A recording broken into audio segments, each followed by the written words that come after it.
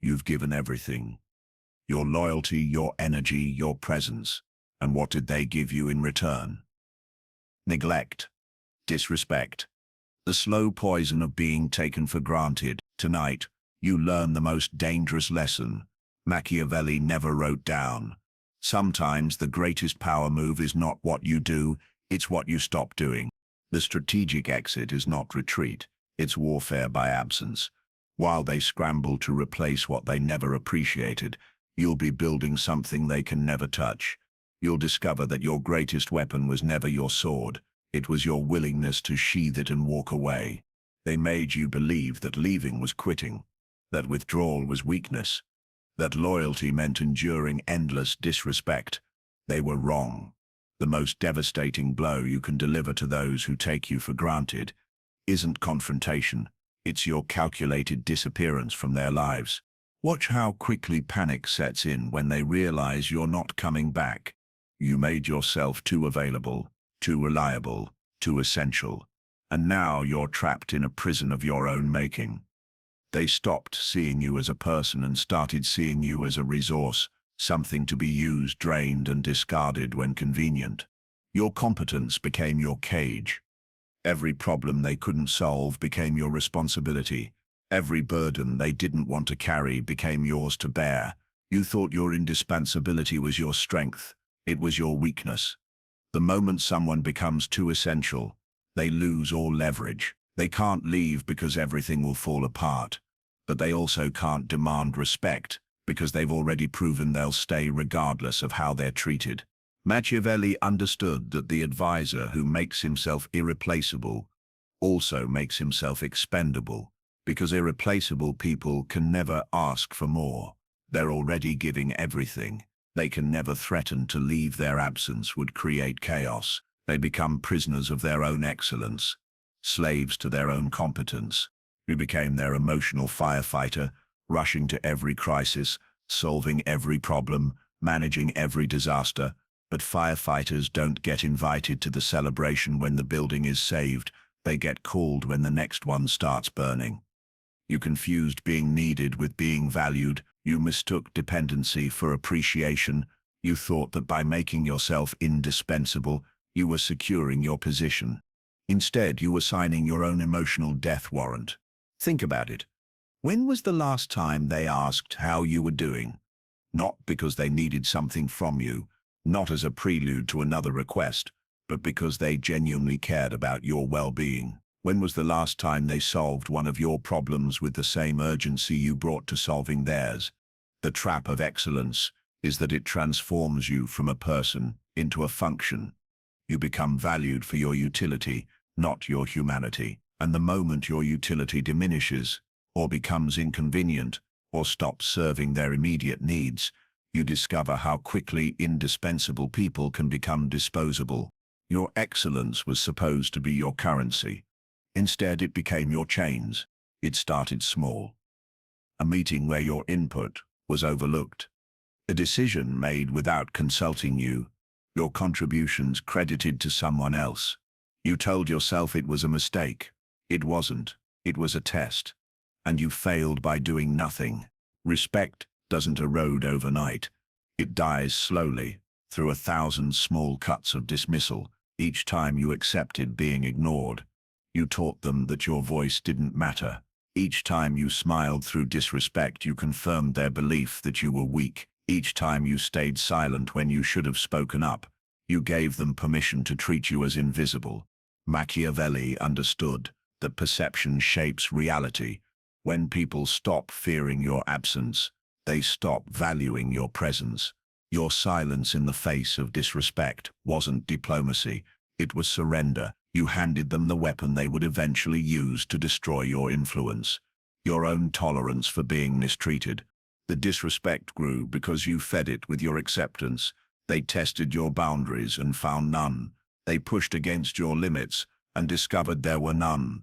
They treated you poorly and learned that you would tolerate it indefinitely. You became background noise in your own life.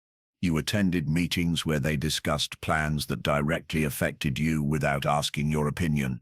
You watched them make decisions about projects you had created without including you in the conversation.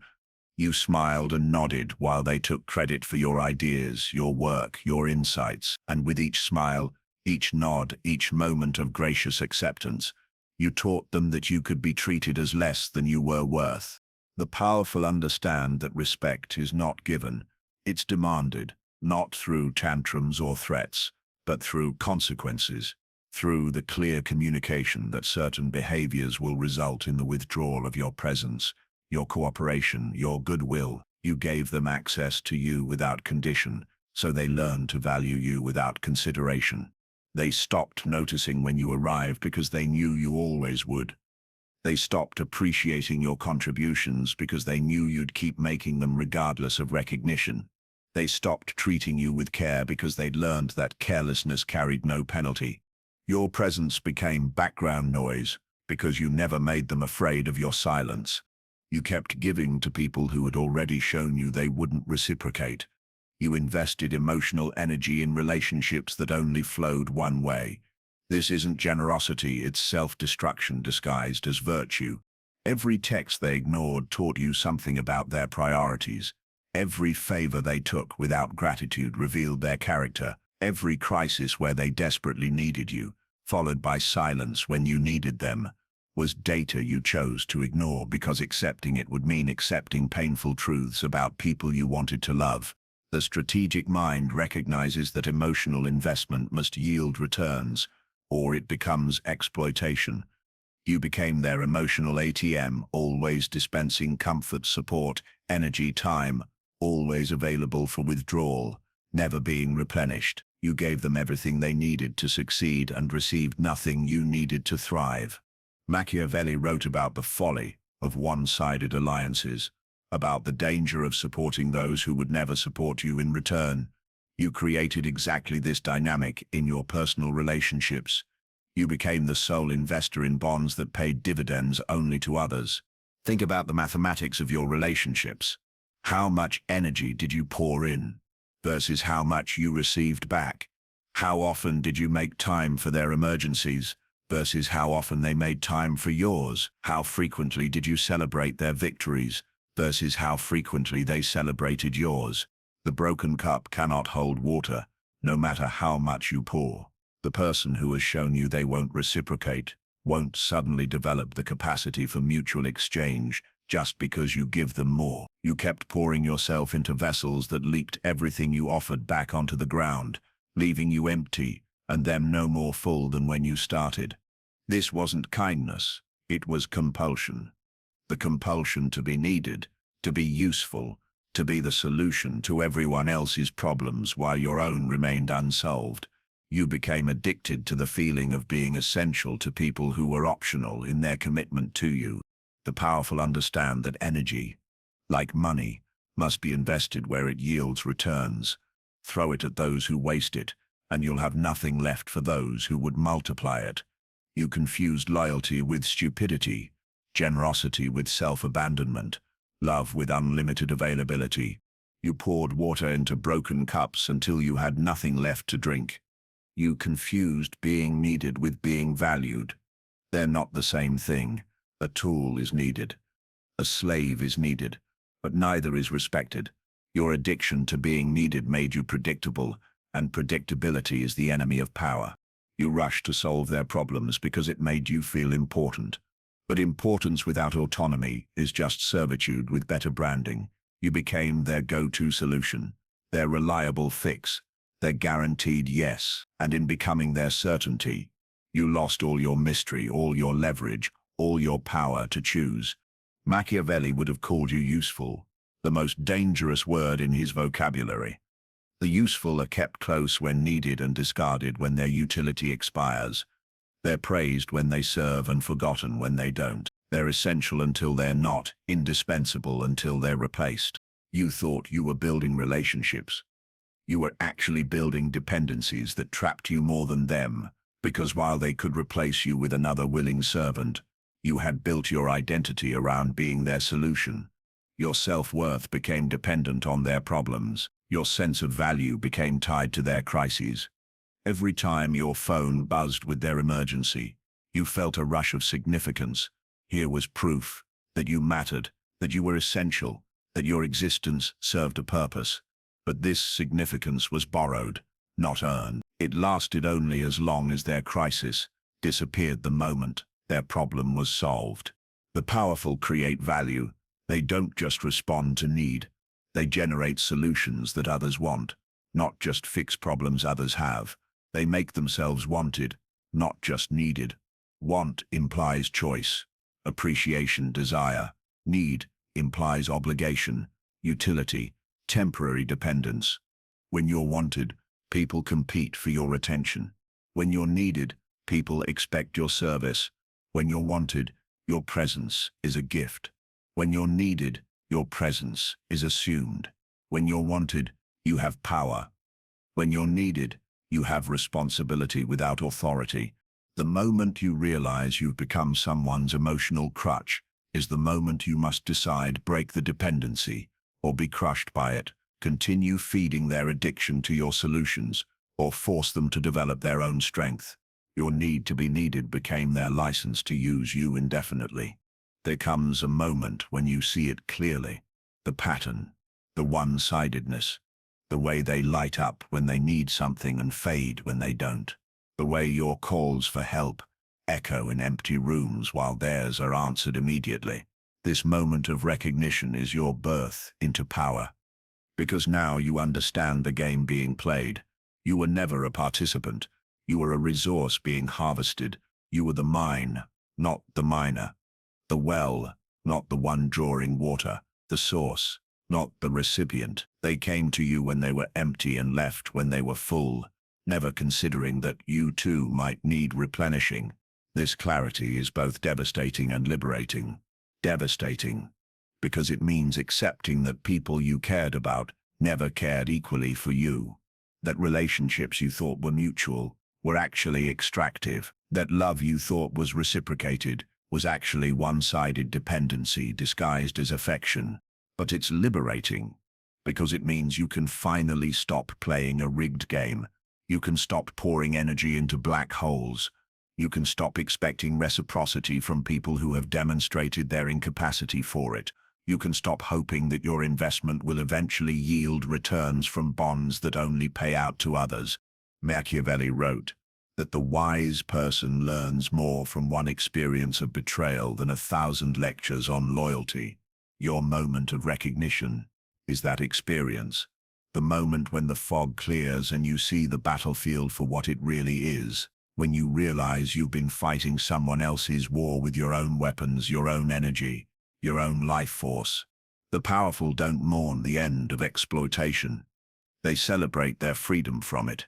They don't regret the time they spent learning hard lessons. They use that education to make better choices going forward.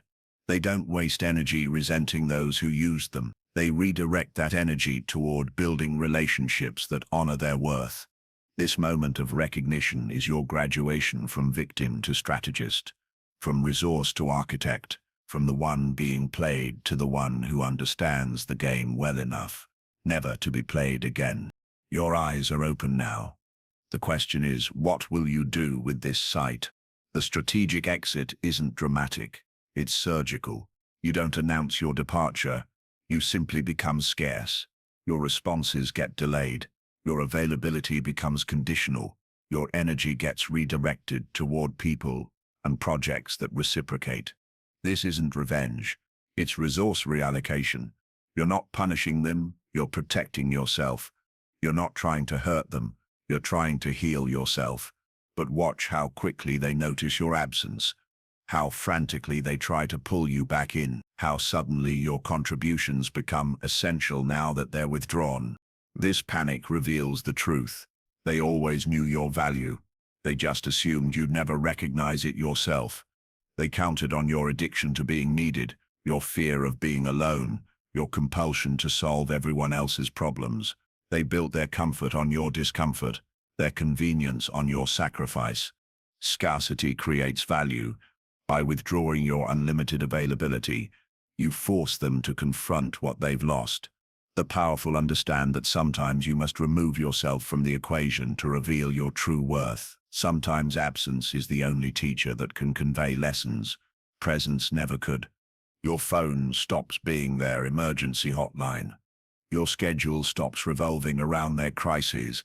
Your energy stops flowing toward their problems while your own remain unsolved. You become unavailable for their convenience while becoming available for your own growth. Watch how their language changes. How can you help me? With becomes, I really need you to. Becomes, you always used to. Becomes, why aren't you responding? The desperation creeps in as they realize their reliable resource has become an unreliable option. But here's the crucial understanding. You're not doing this to manipulate them back into treating you better. You're not creating artificial scarcity to make them appreciate you. You're not playing hard to get to make yourself more desirable. You're genuinely redirecting your life energy toward people and projects that honor what you bring to them. The strategic exit is about you choosing yourself, not about making them choose you. It's about you building a life that doesn't require their validation, not about forcing them to provide it. It's about you becoming genuinely unavailable because you've found better things to be available for. This is the architecture of disappearance: gradual, intentional, and irreversible. While they scramble to replace what they lost, you're building something they can never touch, a life that doesn't revolve around their needs. New relationships based on reciprocity, new projects that challenge you, new standards that protect your energy. This isn't isolation, it's elevation. You're not running from them, you're running toward a better version of yourself. You're not avoiding relationship, you're choosing relationships that add value to your life, rather than drain it. You're not becoming antisocial, you're becoming selective. The people who truly value you will respect your boundaries and rise to meet them. They'll understand that your new standards aren't personal attacks but necessary protections. They'll adapt to your reduced availability because they recognize that what they receive from you is worth the effort required to maintain access to it.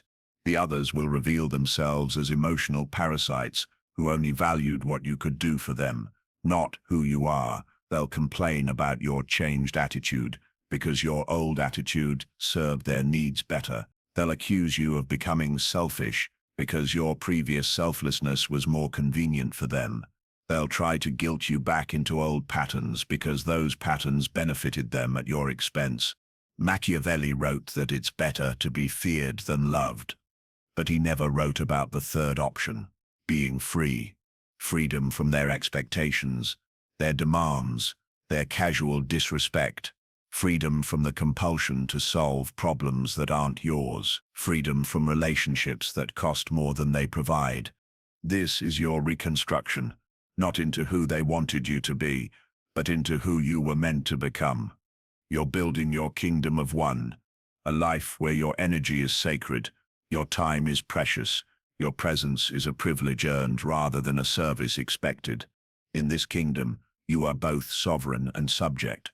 You make the laws that govern your emotional territory. You decide who gets access to your inner world. You determine what behaviors are rewarded with your continued presence and which are punished with your strategic absence. Your new relationships are negotiations, not surrenders. Your new commitments are mutual, not one-sided. Your new standards are clear, not flexible. Your new boundaries are walls, not suggestions. You're building something beautiful in the space where exploitation used to live. As you watch them burn through replacements, struggling with problems you used to solve effortlessly, remember this: your smile isn't cruel, it's earned. You gave them every chance to value what they had. They chose exploitation over appreciation. Their chaos is not your responsibility. It's the natural consequence of taking a king for granted. You didn't abandon them. You simply stopped abandoning yourself. The strategic exit is complete when you can watch their struggles with genuine indifference, not because you're heartless, but because you're finally free. Free from the compulsion to save people who never tried to save themselves. Free from the addiction to being needed by people who never learned to need themselves. They taught you the most valuable lesson of all. Your presence is a privilege, not a right. Your energy is a gift, not an entitlement. Your care is a choice, not an obligation. Never forget that, and never let anyone take it for granted again. You are no longer the person who gives everything to everyone.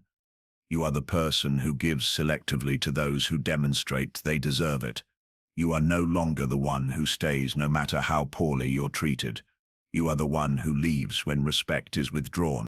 This is your smile, the smile of someone who has learned their worth, established their boundaries and chosen their freedom over their fear of being alone.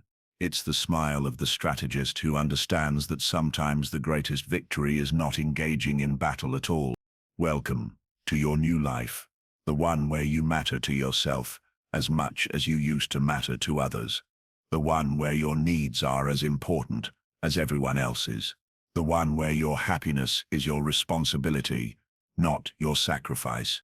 Subscribe if you're ready to stop being taken for granted and start being impossible to ignore. Subscribe if you understand that the strategic exit is not the end of your story. It's the beginning of the chapter where you finally become the protagonist. Your absence is their education. Your freedom is your victory. Your smile is your signature on the lesson they'll never forget.